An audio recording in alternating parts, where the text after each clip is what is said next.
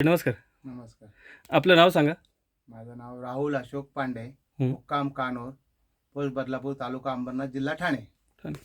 तर आपण टिवाना हे खाद्य कधीपासून वापरताय? साधारण 7 ते 8 महिने झाले. Okay, okay. रेग्युलर चालू आहे. अच्छा. तर टिवाना 8000 वापरताच आणि तुम्ही अजून इतर कोणतं मतलब म्हणजे ते किंवा 8000 वापरतो, हां हिप्पर वापरतो आणि आणि कास्ट क्रिपर ते आहे ना, जे जे फ्रेशर गाभण फ्रेशर आणि काफ स्टार्टर. गाभण म्हशीला अगोदर देण्यासाठी आणि नंतर देण्यासाठी अच्छा, ते अच्छा. दोन्ही वापरतो मी. अच्छा.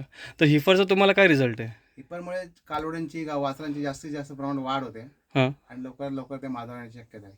अच्छा. आणि जे T20 ड्राय वापरतात ते T20 ड्राय यायच्या आधीचं तुम्ही वापरता त्याच्या व्यायाच्या अगोदर दिल्यामुळे हं. मला म्हशी जवळ 9 ते 10 म्हशी व्यायल्या, हां. पण एकही म्हशीला वर पडणं अडकणं किंवा काय कुठलाही प्रॉब्लेम झाला नाही. व्यवस्थित व्यायला गेल्या त्या सगळ्या ते आणि बच्चे पण व्यवस्थित आहेत, काय प्रॉब्लेम नाही. अच्छा, अच्छा. डॉक्टरांचा त्रास तुमचा? नाही नाही, बिलकुल नाही, डॉक्टरचा बिलकुल नाही. अच्छा. हां. आणि व्यायल्यानंतरचं फ्रेशर ते सुद्धा दिलं ते तुम्ही? पण देतो, ते 15 ते 20 दिवस साधारण देतो मी त्यांना. Okay, okay. आणि हे टिवाना 8000 तुम्ही वापरताय तेव्हापासून तुम्हाला दुधाला काय फरक पडलाय? दुधाला म्हणजे रेग्युलर दूध व्यवस्थित निघते, कमी होत नाही.